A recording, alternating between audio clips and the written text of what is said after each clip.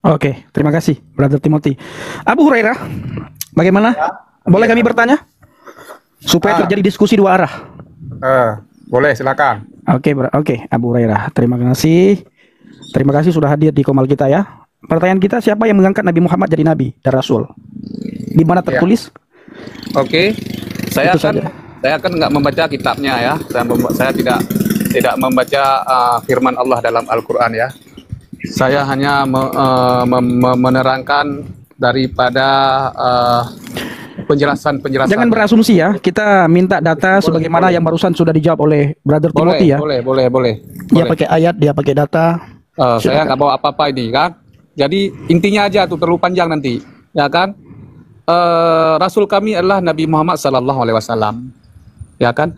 Diangkat sebagai rasul oleh Allah Subhanahu Wa Taala, Allah yang Maha Esa. Di mana tertulis itu? Kalau dia diangkat menjadi rasul? Kalau dia diangkat menjadi nabi, di mana tertulis? Ada dalam ayat Di mana? Al-Quran Di mana? Di mana ayatnya? Saya kan nggak bawa Al-Quran. Bagaimana bunyinya? Bagaimana bunyinya? Atau ya agak mirip-mirip nggak masalah. Yang penting ada ayat, misalnya tertulis di surat. Ya, yang penting kan artinya yang saya sudah jelaskan ini. Ya, di mana? Bagaimana artinya? Nanti saya akan cari dalam Al-Quran. Kan saya nggak hafal ini. Kan nggak hafal semua Al-Quran 6.660 ayat itu saya nggak hafal. Ya, nah Yang inilah hafal yang sering satu saya dua. bilang Abu Hurairah. Inilah yang sering saya bilang Abu Hurairah. Sebenarnya Muslim itu harus banyak sekali ya, perlu banyak belajar mengenai imannya, mengenai kitabnya, mengenai agamanya. Perlu banyak PR yang harus mereka kerjakan. Ada banyak PR yang harus dikerjakan oleh saudara-saudara Muslim, termasuk Abu Hurairah. Ketika Abu Hurairah bertanya tentang iman orang lain, kitab orang lain, kepercayaan orang lain, dan ketika ditanya balik tentang iman Abu Hurairah, jadi jawab berdasarkan data asumsi. Itu data kami itu sudah benar itu. Data kami sudah benar, datanya di mana? Saya Kalau nomor- hanya nomor asumsi, semua ayatnya, orang bisa asumsi. surat apa, Kalau hanya asumsi, Abu Hurairah ya. Kalau hanya asumsi itu semua orang bisa asumsi Abu Hurairah. Nah, pertanyaan saya, kapan siapa yang mengangkat jadi nabi? Di mana ayatnya? Sudah jelas itu dalam Al-Quran. Kalau jelas di mana ayatnya? Surat yang keberapa? Surat apa di mana ayat yang keberapa? Saya kan nggak bawa Al-Quran. Ya, iman kami itu bukan berdasarkan iman kami itu bukan berdasarkan apa kata orang. Iman kami itu berdasarkan apa kata Alkitab.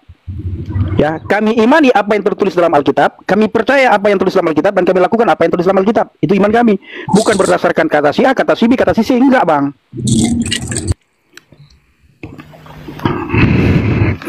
Itu narimba ya.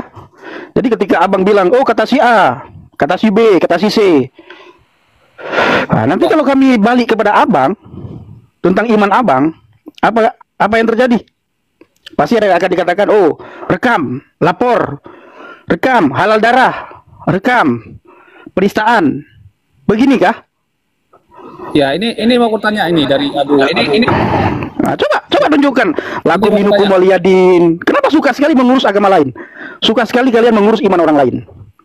Lakum Ya, minukum waliyadin itu di mana? ya ini kan ini bukan Nanti ketika iman kalian diurus, agama kalian diurus, langsung kalian lapor polisi. Langsung kalian bilang penistaan agama. Langsung kalian bilang tangkap. Di mana kedewasaan kita selama ini? Di dalam beragama. Kalau sedikit-sedikit lapor. Tapi di lain sisi, kita suka mengurus agama orang lain. Contohnya saya sudah murtad. Apa urusannya dengan orang lain saya sudah murtad? Apakah saya merugikan orang lain? Apakah saya merusak orang lain? Yang harus dipikirkan adalah apabila masih ada dalam golongan kita ada orang yang masih terikat dengan ganja, itu kita harus urus. Masih terikat dengan obat-obatan terlarang, itu yang harus kita urus. Merusak generasi penerus Aceh. Masih banyak orang kita yang caci maki di media sosial. Apakah itu yang diajarkan oleh tungku-tungku kita di Aceh? Kan enggak. Ini yang perlu kita urus. Jangan mengurus saya, Bang Kros, Bang Putih. Saya tidak mengajak orang untuk masuk Kristen. Tidak, agama tidak menyelamatkan. Ya udah, Tidak pernah. Oke, udah oke. Ini mau kutanya ini. Apa yang kamu tanya? Boleh kutanya ya. Kenapa itu dalam ajaran Kristiani itu itu kan ada sering didengar tuh Trinitas. Trinitas itu apa itu? Oke, saya jawab. Yang lain kita nggak unmute dulu, unmute. Tolong semua di unmute dulu. Trinitas itu adalah suatu dogma atau doktrin. Jangan salah ya. Kata dogma dan doktrin itu bahasa Latinnya artinya ajaran. Ajaran itu ada dalam Matius 8 ayat 19 sampai 20. Jadi kata doktrin artinya suatu di mana kita mengenal Allah Tritunggal dalam pengertian satu Allah yang memiliki tiga hipostasis. Biasa orang menggunakan kata pribadi. Tapi kata pribadi ini biasa orang salah pahami dan seolah-olah entitas yang terpisah. Tapi pengertian Tritunggal yang dipahami dalam iman Kristen yang benar adalah una substantia tres personae, discreti non disparati. Satu substansi Allah itu memiliki 3 pribadi yang dapat dibedakan namun tak dapat dipisahkan. Kenapa? Karena kalau kita lihat dalam Alkitab, khususnya kitab pertama, kitab Kejadian, Allah itu bukan Allah, ya, bukan Allah dalam pengertian satu numerik yang tidak memiliki firman dan rohnya. Makanya kan dikatakan bahwa pada mulanya Allah menciptakan langit dan bumi. Bumi waktu itu kosong, gelap gulita, dan sebagainya. Lalu ayat kedua dan 3 dikatakan roh Allah melayang-layang di atas permukaan air. Lah, maksudnya apa roh Allah ini? Ini adalah roh kehidupan Allah. Kalau seandainya saudara muslim mengenal hayatullah, roh Allah inilah hayatullah bagi kami. Ini ada perbandingan ya, saya tidak membenarkan menggunakan konsep Islam. Ini hanya perbandingan. Dan dikatakan berfirmanlah Allah, jadilah terang, maka terang itu jadi. Allah menciptakan dengan firman-Nya. Berfirmanlah Allah, dan berfirmanlah Allah. Inilah Tritunggal itu, di mana ada Allah, firman, dan rohnya. Dan itu ditegaskan lagi oleh Nabi Daud atau Raja Daud dalam Mazmur 33 ayat 9. Oleh firman Tuhan langit dijadikan, oleh nafasnya segala bala tenteranya. Artinya apa? Allah yang menciptakan melalui firman dan rohnya, itu ketika dikatakan Allah bekerja sama, itu bukan berarti kerjasama di luar selain dia, melainkan yang ada dalam diri dia.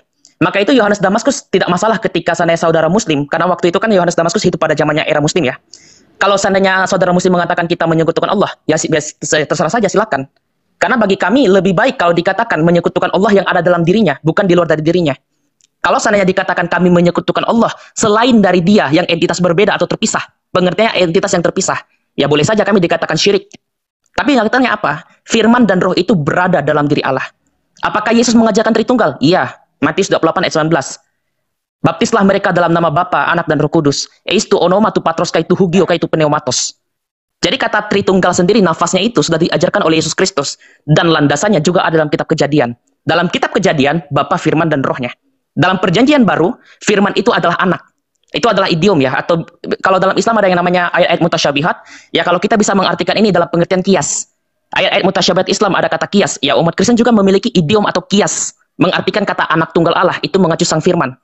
Karena Yohanes 1 ayat 18 dikatakan, anak tunggal Allah yang di pangkuan Bapa, itu mengacu sang firman, Yohanes 1 ayat 1.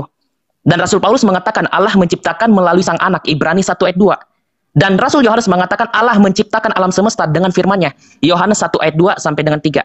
Artinya firman itu adalah anak, anak itu adalah firman. Ini bukan dalam pengertian biologis. Karena dulu ada suatu tuduhan yang mengatakan, kalau seandainya Allah itu beranak, siapa bidannya? Ya ini karena memahami Allah itu fisik. Tapi bagi iman Kristen, Allah itu non-fisik. Jadi jangan berpikir dalam pengertian anak ini harus ada bidannya. Karena firman yang keluar dari diri Allah, ya digambarkan seperti yang dikandung dan dilahirkan. Sama seperti saya, Timothy, melahirkan gagasan yang baru terhadap kawan-kawan saya di kantor. Apakah Timothy butuh ini? Apakah Timothy butuh bidan gitu untuk melahirkan gagasannya? Enggak kan? Itu adalah idiom kata. Jadi kata anak tunggal Allah, pribadi kedua dari Allah Tritunggal, ya ini mengacu kepada sang firman. Begitu juga dan roh Kudus. 1 Korintus 2:3 ya kalau saya nggak salah. Kawan-kawan bisa koreksi. Manusia menyelidiki dengan rohnya dan Allah juga menyelidiki dengan roh Allah itu sendiri. Jadi roh Allah itu adalah kehidupan dalam diri Allah.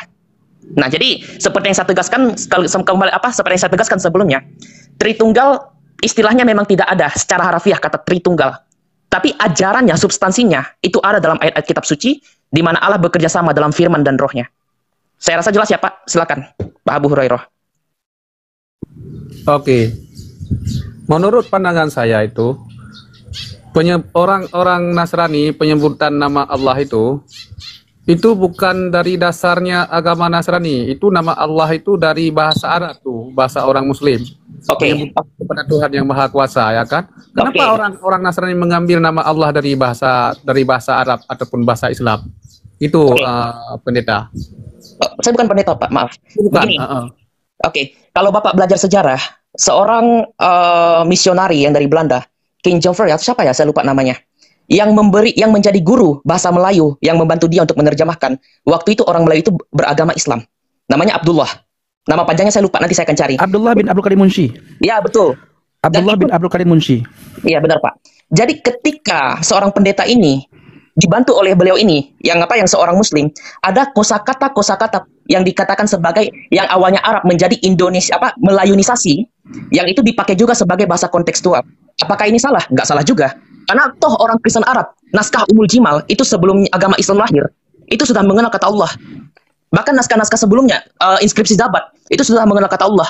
Bahkan dalam Al-Quran pun ahlul kitab dikatakan menyembah kepada Allah. Tapi apakah Allah dalam pengertian proper name? Ya enggak. Kalau Islam kan memahami itu sebagai personal name. Kalau kami memahami itu sebagai generic name atau hakikat. Pengertian al-ilah itu dalam pengertian hakikat. Akar kata Allah pun juga itu ada juga pengaruh dari bahasa Aramaik. Allah itu Aramaik Barat. Aramaik Timur Allah. Dan itu ada dalam pisitanya orang-orang Kristen Suryani. Nah, jadi kita tidak pernah dikatakan seperti apa ya, mencuri. Itu suatu tuduhan yang keji, saya rasa. Kenapa? Karena kalau misalnya kita dituduh mencuri, agama Hindu akan protes kepada orang Kristen dan juga agama Islam. Kenapa? Kita menggunakan kata bahasa neraka. Kita bisa menggunakan bahasa surga. Itu bukan bahasa Semitik, Pak. Kata neraka dalam bahasa Arab itu jahanam. Jannah bahasa surga untuk bahasa apa? Untuk kawan-kawan yang Muslim. Dalam Kristen Gehinom.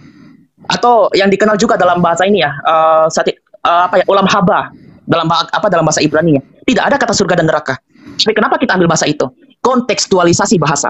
Nabi Muhammad pun juga ketika menggunakan kata Injil, Injil itu bukan bahasa Arab, itu Arabisasi dari kata Evangelion.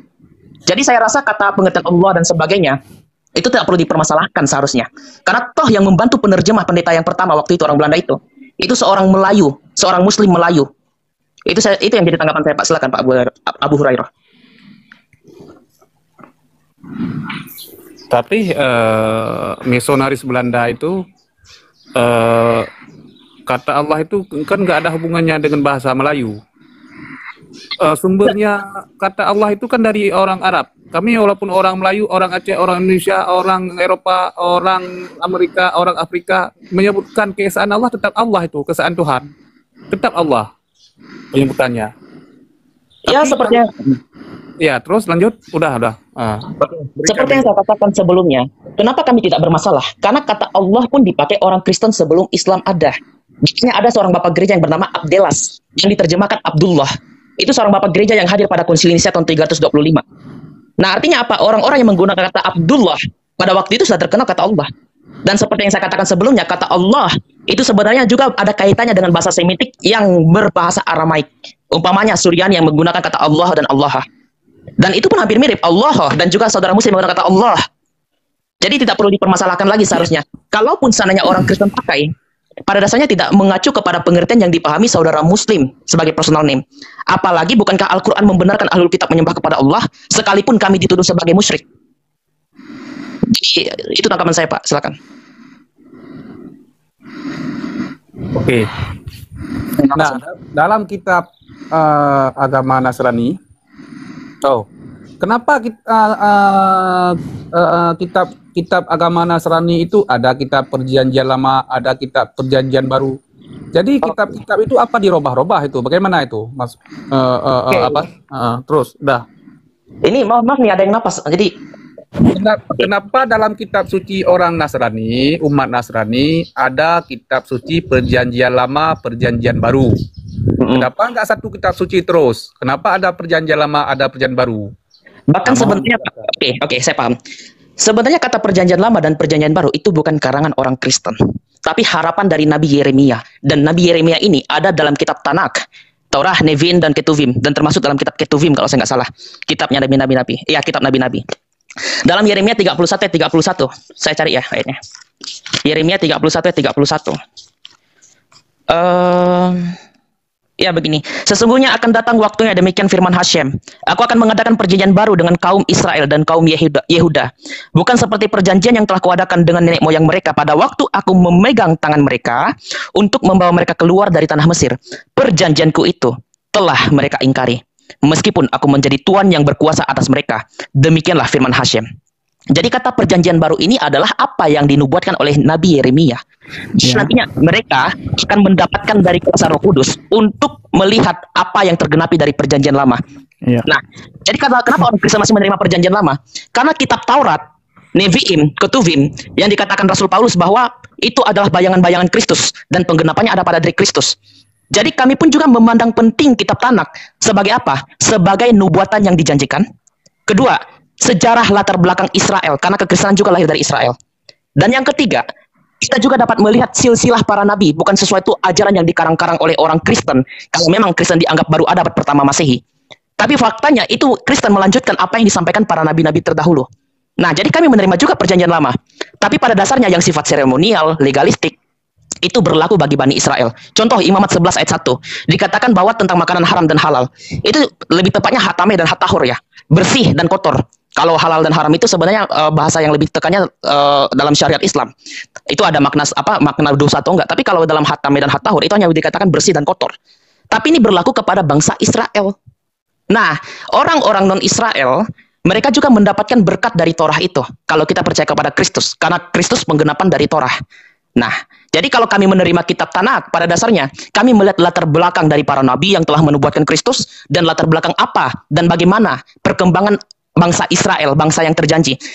Ini saya tidak mencampur adukan dengan politik zaman sekarang ya. Jadi jangan disalahartikan. Bahwa ketika kita melihat dari perkembangan bangsa Israel yang dipimpin Nabi Musa sampai nantinya nabi-nabi yang kita kenal sampai Nabi Maleaki, itu tidak pernah lepas dengan nubuatan yang terjanji mengenai Yesus Kristus. Loh, Yahudi kan menolak. Ya silakan Yahudi menolak.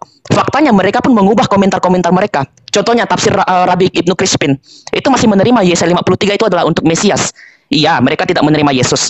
Tapi faktanya nubuat-nubuat itu masih tercatat dalam komentar-komentar mereka akan pengharapan mesianik. Itulah yang kami imani. Mesianik itu adalah ya Yesus Kristus itu sendiri. Mesias yang terjanji. Orang Yahudi dan agama lain pun atau orang non-Israel menolak Yesus sebagai Mesias ya silakan. Tapi bagi kami perjanjian baru itu sudah menggenapi apa yang disampaikan para rasul mengenai apa yang mereka lihat. Karena Rasul Yohanes mengatakan 1 Yohanes 1 ayat 1. Firman yang hidup itu yang bersama dan kami berjalan bersama kami, yang kami rabah dan hidup bersama kami, itulah yang kusampaikan kepadamu. Nah, jadi kenapa orang Kristen masih memegang perjanjian baru dan perjanjian lama dalam kitabnya? Karena ingin melihat background sejarah Mesias itu yang dijanjikan dalam kitab perjanjian lama. Dan itu ada kesinambungannya seperti itu. Oke, terima kasih Brother Timothy. Abu Hurairah, bagaimana? Boleh kami bertanya? Supaya terjadi diskusi dua arah. Boleh, silakan. Oke, Abu Hurairah. Terima kasih. Terima kasih sudah hadir di Komal kita ya. Pertanyaan kita, siapa yang mengangkat Nabi Muhammad jadi nabi dan rasul? Di mana tertulis? Oke. Saya akan nggak membaca kitabnya ya. Saya tidak membaca firman Allah dalam Al-Qur'an ya. Saya hanya menerangkan daripada penjelasan. Jangan berasumsi ya. Kita minta data sebagaimana yang barusan sudah dijawab oleh Brother Timothy ya. Boleh. Dia pakai ayat, dia pakai data. Saya nggak bawa apa-apa ini kan. Jadi intinya aja tuh terlalu panjang nanti, ya kan? Rasul kami adalah Nabi Muhammad Sallallahu Alaihi Wasallam, ya kan? Diangkat sebagai rasul oleh Allah Subhanahu Wa Taala, Allah yang Maha Esa. Di mana tertulis itu? Kalau dia diangkat menjadi rasul? Kalau dia diangkat menjadi nabi, di mana tertulis? Ada dalam ayat. Di mana ayatnya? Saya kan nggak bawa Bagaimana Al-Quran. bunyinya atau ya agak mirip-mirip nggak masalah. Yang penting ada ayat misalnya tertulis di surat. Ya, yang penting kan artinya yang saya sudah jelaskan ini. Ya, di mana? Bagaimana artinya? Nanti saya akan cari dalam Al-Quran. Kan saya nggak hafal ini. Kan nggak hafal semua Al-Quran 6.660 ayat itu saya nggak hafal. Ya, nah Yang inilah yang sering saya bilang Abu Hurairah. Inilah yang sering saya bilang Abu Hurairah. Sebenarnya Muslim itu harus banyak sekali ya, perlu banyak belajar mengenai imannya, mengenai kitabnya, mengenai agamanya. Perlu banyak PR yang harus mereka kerjakan. Ada banyak PR yang harus dikerjakan oleh saudara-saudara Muslim termasuk Abu Hurairah. Ketika Abu Hurairah bertanya tentang iman orang lain, kitab orang lain, kepercayaan orang lain, dan ketika ditanya balik tentang iman Abu Hurairah, jadi jawab berdasarkan data asumsi. Itu data kami itu sudah benar itu. Data kami sudah benar, datanya di mana? Kalau hanya asumsi semua orang bisa asumsi. Kalau hanya asumsi Abu Hurairah ya, kalau hanya asumsi itu semua orang bisa asumsi Abu Hurairah.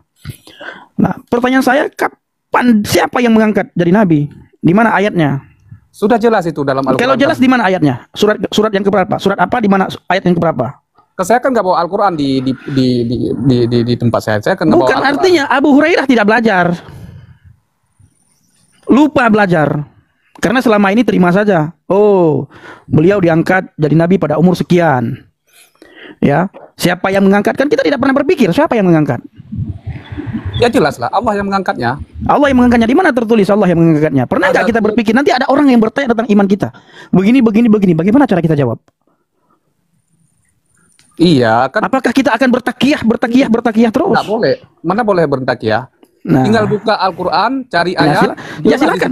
Nah, silakan buka. Kan sudah saya bilang saya di luar ini. Saya di luar di tempat kerja. Kan saya nggak mungkin bawa Al-Quran saya kemana-mana saya pergi. Di HP kan bisa, di Google sekarang.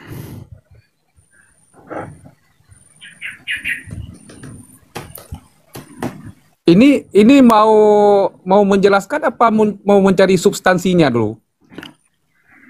Ya terserah. Yang penting pakai data. Oke, lanjut. Siapa saksi Nabi Muhammad ketika beliau menerima wahyu?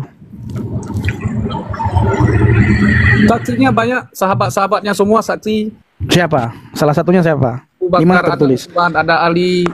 Ketika Semua- menerima wahyu pertama sekali di Gua Hiro, siapa saksinya?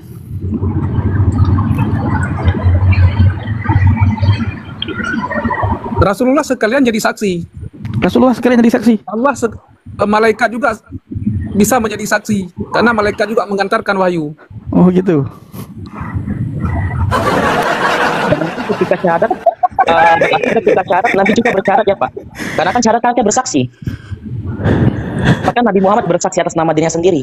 Asyhadu anna ilaha illallah. Lalu satunya lagi itu dibaca juga oleh Nabi Muhammad.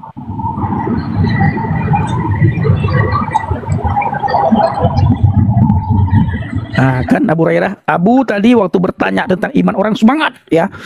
Nah, mengutip ini, saya pikir Abu ini benar-benar seorang Abu ya, Abu Hurairah. Ya. Tapi tidak masalah. Ya, tapi tidak ada masalah lah. Sehat-sehat Abu Hurairah, Beh? Yud. Enggak Abu. Abu di Matang Lebang 2 kah atau di Biren kah? Ya, pokoknya di Biren ya. Pokoknya kan tahu Biren.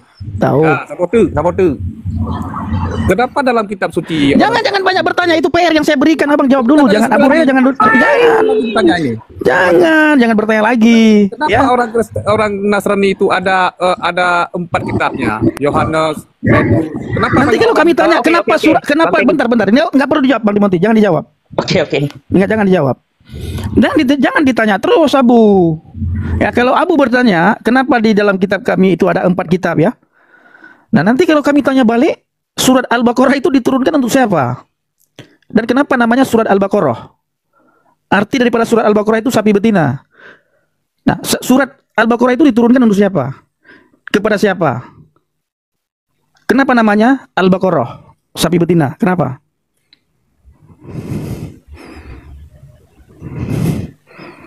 Halo Abu. Nah ini ada orang Aceh nih Abu. Aku naik potong leher katanya. Nak taku di si Ahyar. Udah kayak ayam aja. Iya, saya dipikir ayam mau disayur nanti ya, dipotong leher saya disayur saya. Darah kita juga halal ya Bang. Saya Iya. kayak Dracula loh rasanya. Nggak tahu di mana diambil stempel halalnya, nggak tahu saya. Apakah sudah darah saya di badan kita sudah ada stempel halal bagi mereka, nggak tahu. Abu Hurairah jangan lupa ya. Cari itu ayatnya di mana, kapan masuk lagi, kita kasih tahu di sini supaya teman-teman yang penasaran kemudian dipuaskan ya. Jangan bertanya terus ketika ditanya. Ini baru saya yang bertanya. Itu pertanyaan yang sangat gampang, nggak dijawab juga sama Abu Hurairah dengan alasan yang tidak masuk akal bagi saya itu. Nah, ditanya kitab orang. Nah, di dalam Alkitab ini ada 4 surat ya. Ada surat Matius, ada Lukas, ada Yohanes. Itu kenapa ditanya? Kita tanya balik, satu surat aja kita tanya. Bahkan kalau saya bertanya surat Al-Baqarah itu siapa yang menulis? Pasti nggak bisa jawab. Tambahan juga Bang Pendi. Bahkan dalam sejarah Islam, Nabi Muhammad itu menunjuk orang untuk belajar Al-Quran dari 4 orang. Abdullah bin Mas'ud, Salim, Ubay bin Ka'ab, satunya saya lupa namanya siapa. Tapi 4 orang ini tidak ada Zaid bin Sabit atau Utsman. Tapi Nabi Muhammad menyebut 4 orang loh. Hampir mirip seperti kita menggunakan 4 Injil. Jadi kenapa 4 orang ini tidak ditujuk mushafnya seperti itu? Ya, betul. Kita sering bilang begini, teman-teman kita dari seberang itu punya karunia untuk bertanya, tetapi belum ada karunia untuk menjawab. Nah, kenapa ada karunia untuk bertanya, tidak ada karunia untuk menjawab? Karena selama ini tidak pernah belajar. Yang penting baca, beralun-alun dibaca dalam bahasa Arab, sangat enak didengar, benar-benar sangat merdu sekali. Tetapi kalau ditanya arti yang kamu baca itu apa? Itu banyak sekali orang yang tidak paham artinya. Banyak sekali orang yang tidak tahu artinya. Tapi untuk hafal, jago, pinter, hebat. Nah, tapi kan kita tidak masalah. Artinya, kalau kita mau bertanya tentang iman orang, ya kita juga harus siap ditanyakan. Kalau sang debater berkata begini, mau bertanya harus siap ditanya. Jangan kerja kau hanya bertanya terus. Itu kata sang debater. Oke, Abu Hurairah, sehat sampai Abu. Salam sehat, sukses selalu buat Abu Hurairah. Terima kasih. Halo Abu Hurairah. Nggak buka-buka lagi mikrofon kan? Nggak buka-buka lagi. Tadi udah putusnya. Nggak buka-buka. Hana buka balik. Oh, Abu Hurairah. Halo Abu Hurairah. Nggak ada lagi suara. Itu baru 2 pertanyaan teman-teman. Ketika beliau bertanya tadi, itu sangat bersemangat. Tek. Kadang dengar menggupi hang kadang. Oh, Bang. Yang oleh karena itulah teman-teman muslim para polemikus yang buka Komal, kenapa mereka selalu membahas Alkitab? Kenapa mereka selalu membahas tentang Yesus? Tidak pernah mereka membahas tentang imannya, tidak pernah membahas tentang kitabnya, apalagi tentang nabinya. Tidak pernah. Kenapa? Mau tahu? Karena takut ditanyakan, tidak bisa jawab. Yang mengherankan juga bagi saya Bang Pendi, kenapa saudara muslim itu sangat suka sekali membahas Alkitab, padahal dan riwayat hadis yang sahih ketika Umar membacakan Taurat, Nabi Muhammad menegur Umar dengan keras karena mengatakan apa? Apakah kau ingin menukar sesuatu yang telah pasti dengan yang tidak pasti? Jadi Nabi Muhammad pun juga menegur Umar ketika membacakan Taurat. Tapi saudara muslim sekarang ini menggunakan apa? Alkitab yang isinya ada Taurat. Saya rasa itu ada satu hal yang aneh bagi saya. Iya. Nah, kemana Abu Hurairah? Ya udah lari bang. Udah lari teman-teman. Nah, makanya saya tidak biarkan Bang Timothy tadi jawab ya. Lari kabur itu Abu. Kalau di Aceh itu yang namanya Abu Bapak Ibu ya. Terhormat. Itu orang yang terhormat itu Abu. Orang yang punya pengetahuan yang tinggi itu Abu. Di bidang agama. Abu Hurairah ya. Punya pengetahuan yang tinggi di bidang agama. Itu kalau di Aceh. Nah, kabur ditanya. Kalau Abu Gosok apa itu Bang Pendi? Nggak tahu. Nggak ini lucu, sangat lucu. Coba Justru- teman-teman lihat, kita di sini kan ada yang menonton ini ada 500 lebih ya. Yang menonton. Coba lihat teman-teman muslim itu, para polemikus itu. Adakah yang berani membuka Komal membicarakan tentang iman mereka? Tidak ada. Ada saya. Siapa? Saya Dani. Oh, nggak pernah saya lihat Anda buka Komal. Kabur. Ada Juma katanya. Kapan sih Juma bahas iman, bahas nabinya? Nama saya itu diberikan, nama asli saya itu diberikan oleh kakek angkat saya yang seorang Aceh Angkatan Udara yang orang panggil Abu, dan dia sangat terkenal di Karangsari. Kalau ada orang di antara orang Karangsari ya kenal namanya Pak Abu, itu dia sangat terkenal dan dia berilmu tinggi. Nah, jadi nama saya asli itu diberikan sama orang Aceh.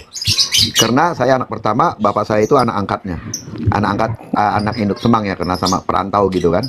Nah, makanya saya bilang, wah ketemu orang Aceh juga nih, Abu-Abu. Jadi nama saya itu asli itu dikasih Pak Abu. Pak Abu ya. Pak Abu ini yang memberikan. Jadi orang kenalnya itu dia di sana itu Pak Abu ya, orang Aceh ini kan. Dan dia Angkatan Udara dulunya. Nah, dia yang memberikan nama saya, asli itu. Gitu. Makanya tadi apa bilang Abu itu artinya ini, oh iya saya ingat. Iya.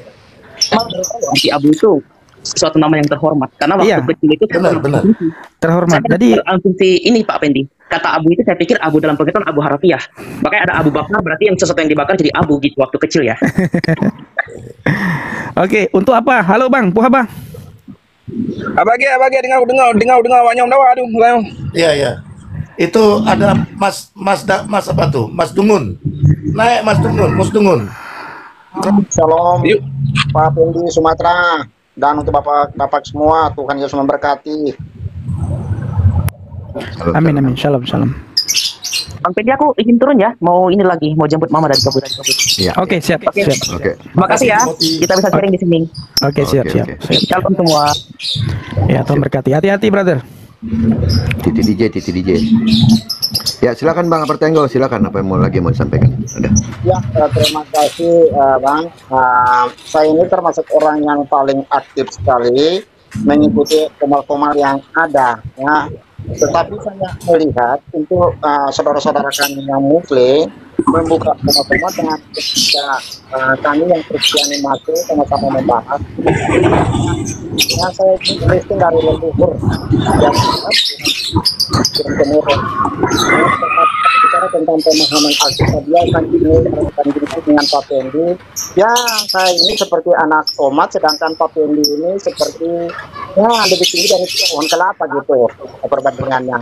Jadi ketika kami berhadapan dengan Bang Suma dan teman-teman yang lain itu, waduh, mereka itu selalu pojok-pojokan kami. Nah, itulah ketika kemarin pendeta Soro debat bersama ada ya, mualaf juga, saya lupa namanya. Kemarin itu ketika saya melihat dan tadi ada yang usul gitu, bagaimana kalau seperti Pak Pendi dan teman-teman yang lain yang jujur aja Tuhan memberikan hikmat ya untuk bapak-bapak yang benar-benar menguasai Alkitabiah ya, debat secara bersama supaya mereka itu bisa tahu, jangan kita yang kecil-kecil dengan namanya Alkitabiah ini lalu ya kita jadi bulan-bulanan gitu. Oke gitu, terima kasih atas usulan saya, selamat malam. Oke Bang, mantap.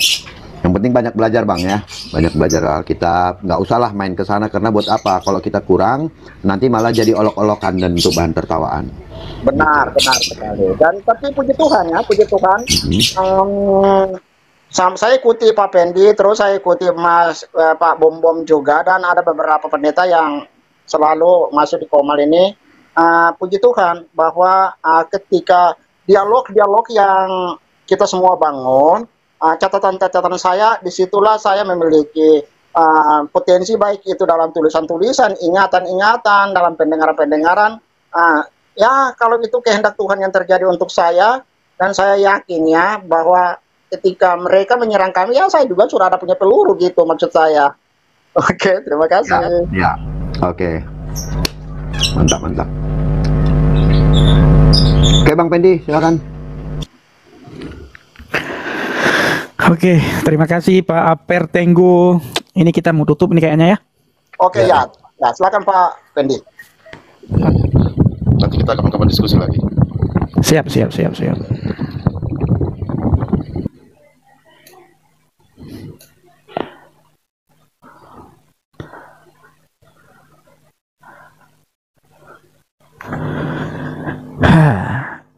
Loh, kalau debat jangan licik Pendi, kalau debat jangan licik. Apa maksudnya kalau debat jangan licik Bang Nawirang? Tahu liciknya di mana? Dongis gedung, kalau debat jangan licik ya. Kalau licik jangan debat. Yudas yang berkati kalian ya, tidak masalah. Kenapa kalian sewot sekali gitu loh? Ya, kami menyembah Yudas. Kenapa kalian yang sewot?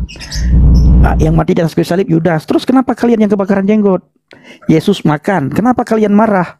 Yesus makan ikan asin. Terus kenapa? Nanti ditanya seperti Abu Hurairah, nggak bisa jawab, lari. Kalian orang yang diusir sama Yesus. Terus kenapa kami yang diusir? Kenapa kalian yang marah? Coba bang pikirkan dulu. Bang Nabi, coba pikirkan bang. Nggak ngerti saya. Kayak gitu. Iya. Kita bilang begini Bang. Kayak kemarin itu waktu kita bicara Paulus. Saya tidak mencuri. Mereka yang marah. Mereka yang marah. Kata-kata itu ternyata nggak boleh diulang-ulang loh bang. Nggak boleh. Jangan itu. Pantesan beberapa hari kemarin itu kan kena kan. Itu salah satu gara-gara kata-kata. Iya nggak boleh. Nanti. Pokoknya banyaklah kata-kata yang harus dihindari ya, pelan-pelan. Dibolak-balik aja, dibolak-balik. Gitu. Satu. Lucu orang ini. Lucu banget.